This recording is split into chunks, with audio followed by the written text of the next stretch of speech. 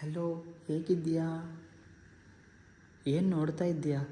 ನಿನ್ನ ಜೊತೆನೇ ಕೇಳ್ತಾ ಇರೋದು ಹೇಗಿದ್ದೀಯಾ ಅಂತ. ನಾನಿವಾಗ ಹೇಳುವುದನ್ನು ಸರಿಯಾಗಿ ಅರ್ಥ ಮಾಡ್ಕೋಬೇಕು ಮತ್ತು ಆ ಕತೆ ನಿನ್ನದು ಎಂದು ಕಲ್ಪಿಸಬೇಕು, ಆಯಿತಾ? ನೀನು ರಾತ್ರಿ ಇಡೀ ತಂದೆ ತಾಯಿ ಅಣ್ಣ ತಂಗಿಯರ ಜೊತೆ ಜಗಳವಾಡಿ ಮಲಗಿರುತ್ತೀಯ. ಬೆಳಗ್ಗೆ ನಿನ್ನ ಅಮ್ಮ ಬಂದು ನಿನ್ನನ್ನು ಕರೆಯುತ್ತಾರೆ. ಕರೆದು ಹೊರಡುತ್ತಾರೆ. ಮತ್ತೆ ಪುನಃ ಬಂದು ಕರೆಯುತ್ತಾರೆ. ಮತ್ತೆ ಹೊರಡುತ್ತಾರೆ. 2 ಬಾರಿ ಕರೆದು ಕೂಡ ನೀನು ಎದ್ದೇಳಲಿಲ್ಲ. ಅಮ್ಮ ಪುನಃ ಬರುತ್ತಾರೆ ಯೋಚನೆಯಲ್ಲಿ. 1 ಬಾರಿ ಕರೆದರೂ ಎದ್ದೇಳುವವನು ಅಥವಾ ಎದ್ದೇಳುವವಳು. ಆದರೆ ಇವತ್ತು ಇಷ್ಟು ಕಿರಿಚು ಕೂಡ ಹೇಳುವುದಿಲ್ಲ ಯಾಕೆ ಅನ್ನೋ ಯೋಚನೆಯಲ್ಲಿ ನಿನ್ನ ಬಳಿ ಬರುತ್ತಾರೆ. ನಿನಗೆ ಒಡೆಯುತ್ತಾರೆ, ಆದರೂ ನೀನು ಹೇಳುವುದಿಲ್ಲ. ನಿನ್ನ ತಾಯಿಯ ಕೈ ಕಾಲುಗಳು ನಡುಗಲು ಶುರುವಾಗುತ್ತೆ. ನಿನ್ನ ತಂದೆಯನ್ನು ಕರೆಯುತ್ತಾರೆ ಹೆದರಿ. ಮಗಳು ಎದ್ದೇಳುವುದಿಲ್ಲ, ಒಂದು ನೋಡಿ ಒಮ್ಮೆ ಎಂದು. ನಿನ್ನ ತಂದೆ ಓಡಿ ಬರುತ್ತಾರೆ, ನಿನ್ನನ್ನು ಎಬ್ಬಿಸುತ್ತಾರೆ, ಆದರೂ ನೀನು ಎದ್ದೇಳುವುದಿಲ್ಲ. ತಾಯಿ ಅಳಲು ಶುರು ಮಾಡುತ್ತಾರೆ. ತಂದೆ ಶುರು ಮಾಡುತ್ತಾರೆ ನಿನ್ನ ಮುಖಕ್ಕೆ ನೀರು ಸವರಲು.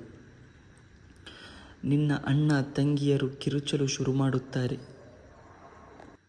ಎಷ್ಟು ಎಬ್ಬಿಸಿ ನೀನು ಹೇಳದೇ ಇರುವುದನ್ನು ಕಂಡು ಎಲ್ಲರೂ ಅಳಲು ಶುರು ಮಾಡುವುದು ಜೋರಾಗಿ. ನಿನ್ನ ಅಕ್ಕಪಕ್ಕದ ಮನೆಯವರಿಗೂ ವಿಷಯ ತಿಳಿಸುತ್ತಾರೆ. ನಿನ್ನ ಕುಟುಂಬದವರಿಗೂ ವಿಷಯ ತಿಳಿಸುತ್ತಾರೆ. ನಿನ್ನ ಊರಿನ ಜನರಿಗೆ ವಿಷಯ ತಿಳಿಯುತ್ತೆ. ಕಿಬಲಕ್ಕೆ ಮುಖ ಮಾಡಿ ನಿನ್ನನ್ನು ಮಲಗಿಸುತ್ತಾರೆ ಮಂಚದಲ್ಲಿ. ನಿನ್ನ ಮೂಗಿಗೆ ಬಿಳಿ ಹತ್ತಿ ಇಡುತ್ತಾರೆ. ನಿನ್ನ ಕಾಲಿನ 2 ಬೆರಳುಗಳನ್ನು ಕಟ್ಟುತ್ತಾರೆ. ನಿನ್ನ ಹಣೆಯಿಂದ ಗಲ್ಲದ ಸುತ್ತ ಕಟ್ಟಿ ಹಾಕುತ್ತಾರೆ. ಎಲ್ಲರೂ ಬರುತ್ತಾರೆ ನಿನ್ನ ನೋಡಲು. ಮೈಯತ್ತೆಂದು ಕರೆಯುತ್ತಾರೆ. ನಿನ್ನ ಮುಂದೆ ಕುಳಿತು ಯಾಸೀನ್ ಪಾರಾಯಣ ಮಾಡುತ್ತಾರೆ. ನಿನ್ನನ್ನು ದಫನ್ ಮಾಡಲು ಕಬರನ್ನು ತಯಾರು ಮಾಡುತ್ತಾರೆ. ನಿನ್ನ ತಂದೆ ತಾಯಿ ನಿನ್ನನ್ನು ಕೊನೆಯದಾಗಿ ನೋಡುವುದನ್ನು ಅವರಿಗೆ ಸಹಿಸಲು ಸಾಧ್ಯ ಆಗದೆ ನನ್ನ ಮಗು ನನ್ನ ಮಗು ಎಂದು ಕೂಗುತ್ತಲೇ ಇರುತ್ತಾರೆ.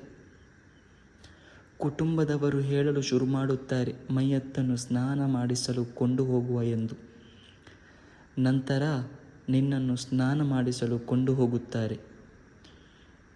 ಇನ್ನೊಂದು ಕಡೆಯಿಂದ ನಿನ್ನನ್ನು ಕೊಂಡು ಹೋಗಲು ಕೊನೆಯ ವಾಹನ ತರುತ್ತಾರೆ, ಅಂತ್ಯಕ್ರಿಯೆ ಪೆಟ್ಟಿಗೆ. ಮಸೀದಿಯಲ್ಲಿ 6 ಅಡಿ ಕಬರ್ ತೆಗೆದು ತಯಾರು ಮಾಡಿರುತ್ತಾರೆ ನಿನಗೋಸ್ಕರ.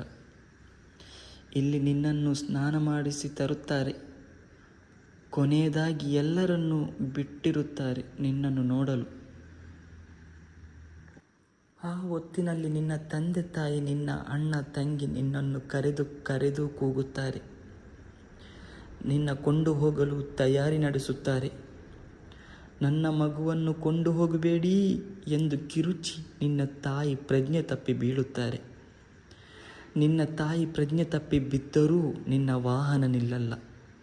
ಲಾ ಇಲಾಹ ಇಲ್ಲಲ್ಲಾಹ್, ಲಾ ಇಲಾಹ ಇಲ್ಲಲ್ಲಾಹ್ ಎಂದು ಹೇಳಿ ನಿನ್ನನ್ನು ಕೊಂಡು ಹೋಗುತ್ತಾರೆ ಮಸೀದಿಗೆ.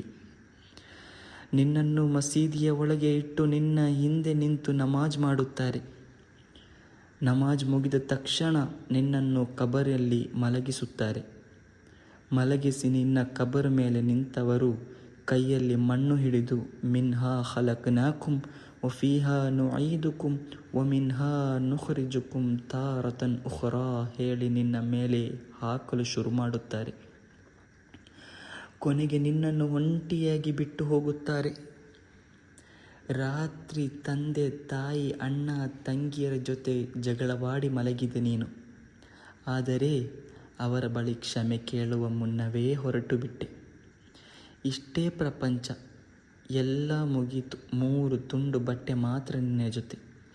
ನೀನು ಮಾಡಿದ ಒಳ್ಳೆಯದು ಕೆಟ್ಟದು ಮಾತ್ರ ನಿನ್ನ ಜೊತೆ. ಇದಾಗಿದೆ ನಮ್ಮ ಜೀವನ.